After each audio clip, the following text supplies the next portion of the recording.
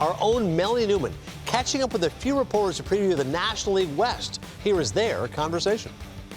The Dodgers a strike away from a championship, from a proper celebration. Start the party, Los Angeles! Your Dodgers have won the World Series! That's it! It's a World Series win for LA! They've done it! They finished the job and give Los Angeles the parade it's been waiting for! Oh my, world champion! Well, it's hard to forget that the reigning champions are from the National League West. They're looking for a repeat in 2025, but not if the rest of the division has anything to say about it. As we continue to celebrate Women's History Month here in March, we have some amazing women who cover the National League West. We've got Kirsten Watson, the Sportsnet LA Dodgers sideline reporter, Annie Heilbrunn, the San Diego Union Tribune journalist for them. Susan Slusser, of course, is the San Francisco Chronicle senior beat reporter, and Jody Jackson, the Diamondbacks host and reporter. Ladies, I love having you here. And as we go around the table, obviously, Kirsten, we have to start with the Dodgers because they have the crown on their heads right now. But those are big expectations. They won the Roki Sasaki sweepstakes. You're on the heels of Ohtani. He could be back on the mound again. How do they handle all this? Take us inside camp.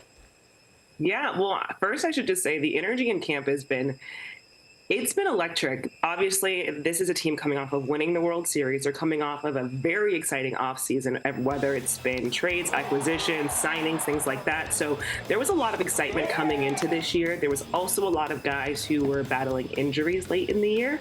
So whether it was surgery for someone like Shohei Ohtani on that rotator cuff, Freddie Freeman having to have ankle surgery. So guys were still kind of working their way back to full health, but it had to be at a little bit of a faster pace just because, again, this year is opening earlier for the Dodgers in Tokyo with that series over there. It's been excitement. It's been kind of focus, lock in. Mookie Betts has showed up excellent, now moving full-time to that shortstop position. So everyone's in a really good spot, but they know that, yes, there is a target on their back, but they want it. I think they want to repeat more than ever, and you can feel it just around Camelback Ranch and the clubhouse, how the guys go about their business every single day. Now, not to be outdone, we've got to take it to Annie here with the Padres. They got tired of being the little brother that was just south of the Dodgers, and we have seen them really expand over the last couple of years, pushing those limits. We've seen the heavy slugging lineup. So what are we expecting from them in camp? Yeah, absolutely, Melanie. I mean, this is a team that was heartbroken over losing to the Dodgers in the NLDS. They thought that they had the team last year that could go all the way and win it all, and we know how that ended. The biggest thing for the Padres is going to be not focusing on the Dodgers. They're very aware of what the Dodgers did this offseason, and also that the Dodgers have won the NL West 11 of the last 12 seasons. But the Padres need to focus on themselves, and even if they don't win the division, they've got to just try to get in the playoffs, and then anything goes. Now, they did lose some production this offseason. Jurickson Profar to the Braves, Kyle Higashioka to the Rangers. They lost Donovan Solano and David Peralta. And A.J. Preller's been having to get creative while working within some budget constraints. So he's brought in guys like Connor Joe, Jason Hayward, Yuli Gurriel, Jose Iglesias, who are competing with guys like Tirso Ornelas and Eggy Rosario, Oscar Gonzalez, for some spots that are in flux. DH, left field, their bench, their bottom of the lineup, and especially their catcher position, where they really don't have a dominant number one. But they feel like they can get some high upside from these players, and they fit the Padres team very well as far as chemistry.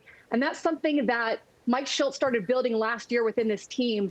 They are a very aggressive team. They focus on the little things, base running, defense, what they call Petco Park offense, which is gap-to-gap, line drive hitting, just passing the baton, not necessarily trying to play hero ball, but putting pressure on the pitchers.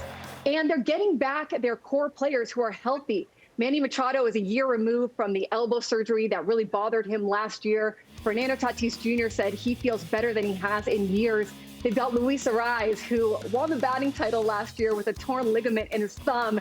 He had off-season surgery, so they're excited to see what he can do healthy. And Jackson Merrill is back for his second season after a really good rookie campaign.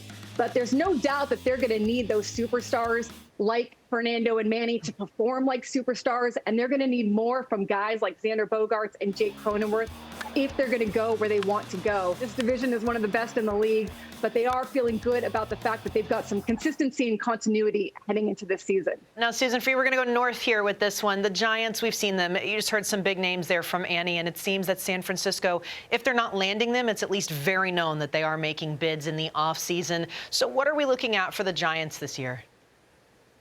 Well, Melanie, the Buster Posey era starts, so almost anything the Giants do all season, one way or another, is going to be interesting. I think he has talked about pitching and defense, which in a division with high-powered teams like the Dodgers, the Padres, now the Diamondbacks, is probably the way to go, and maybe not that surprising from one of the great catchers all time.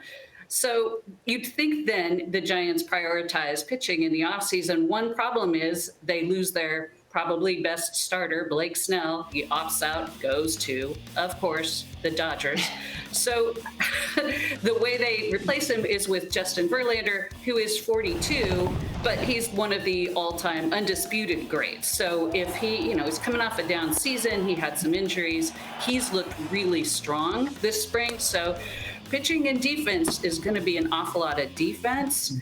So they go out and sign Willy Adames, and that sort of changes things potentially. They've got one of the best left sides in the game with Chapman and Adames, and up the middle, they've got Jung-Hoo Lee back in center, which is huge. That's almost making a trade in itself, having him back. For the lineup, he's going to be hitting third, and of course in center where he is very good. And they've got Patrick Bailey, a Gold Glove winner, behind the plate. I love it. It's going to be an interesting one. And definitely, I love that you mentioned Buster Posey because it's not on the roster of players, but he's a player still making a difference. Now, we're going to get out of California here for a minute, if you can imagine. Jody Jackson with Arizona here. This was a team that was left to watch the Braves and the Mets decide their fate. They were so close, and it ultimately didn't happen. Susan just mentioned it, a big splash with Corbin Burnes. What else is going on for the Snakes? Yeah, Melanie, thanks for bringing that up. That was excruciating on that final day, just having to hope that that would happen, that they would get in due to the Braves and Mets faltering there. And this team, this Diamondbacks club last year won 89 games, so 5 more games than 2023 when they only won 84 but went to the World Series. So this year, you're right, Corbin Burnes is the game changer. I think it surprised really everyone in baseball. The one thing we had been hearing, though, rumblings that Corbin Burnes wanted to play in Arizona, wanted to be an Arizona Diamondback because of his young children. And, he found it very tough after, as you know, being over there with the Orioles and having to get back for the birth of his twins in the middle of the summer, and just all of the things that, of course, line up with being a dad and being able to be home. And the Diamondbacks have seen that over the years, guys that want to play in Arizona where they can offer, spring training and year-long baseball. But the difference is, since going to the World Series in 23, we're seeing a caliber of a player or a pitcher like Corbin Burnes, go ahead and do that. And so 6 years, reported $210 million coming over to an already pretty stacked pitching staff. We've got Zach Gallen, Merrill Kelly, Eduardo Rodriguez was a big signing last offseason. He was injured. That they added Jordan Montgomery, who has not actually looked good in his first start out here. That it's a surplus really of pitching now because you have Brandon Pfaadt and Ryan Nelson, 2 young pitchers that pitched very well. So right now that looks very stacked, but the Diamondbacks coming off that World Series run, they found that there are more injuries, and it's something that players talked about. How do you avoid that? It's hard to tell. Merrill Kelly, who had really never had an injury like that, he did not come back till August. Eduardo Rodriguez did not come back also until August. And so much like the Dodgers in a way, you look at them trying to stack that pitching so that they can get through the season. They also added AJ Puk last year at the trade deadline, so he helps on the back end. But Corbin Burnes is the guy that really has everyone excited. You look at the Diamondbacks as a top 10 team as far as payroll goes now. So Ken Kendrick, Derek Hall, this ownership group, they realize what they have right now. Attendance was higher last year coming off that World Series. There's a lot of excitement here in Arizona, even though, everyone knows what they're up against in the LA Dodgers, but again, you just got to take it game by game. And then for the offense, it was the highest scoring offense in the entire league. More runs scored last year than the Dodgers, than the Yankees, than any other team, which is crazy to think about because Corbin Carroll got off to such a rough start. You know, he was kind of slumpy. It was a sophomore slump for him. Christian Walker departs for the Houston Astros, which is a blow. Christian was such a great Diamondback, great defense, power bat. So there's a lot of excitement here in Arizona with the addition of a couple of guys in Burns and Naylor, but a really strong core group. I love it. And I think you mentioned it perfectly. As tough as last year was, it put the baseball world on notice, that 2023 run that they had. We know that the best continues to come out of the National League West, though, and that obviously includes all of you amazing women. Again, Kirsten, Annie, Susan, and Jody, thank you so much for giving us a little preview here of what's going to be going on this year. It's so great to chat with all of you again. Awesome job, Melanie and friends. For more Women's History Month content surrounding the fantastic women in and around the game of baseball, stay tuned to MLB Network all month long and follow along with MLB Network and MLB.com.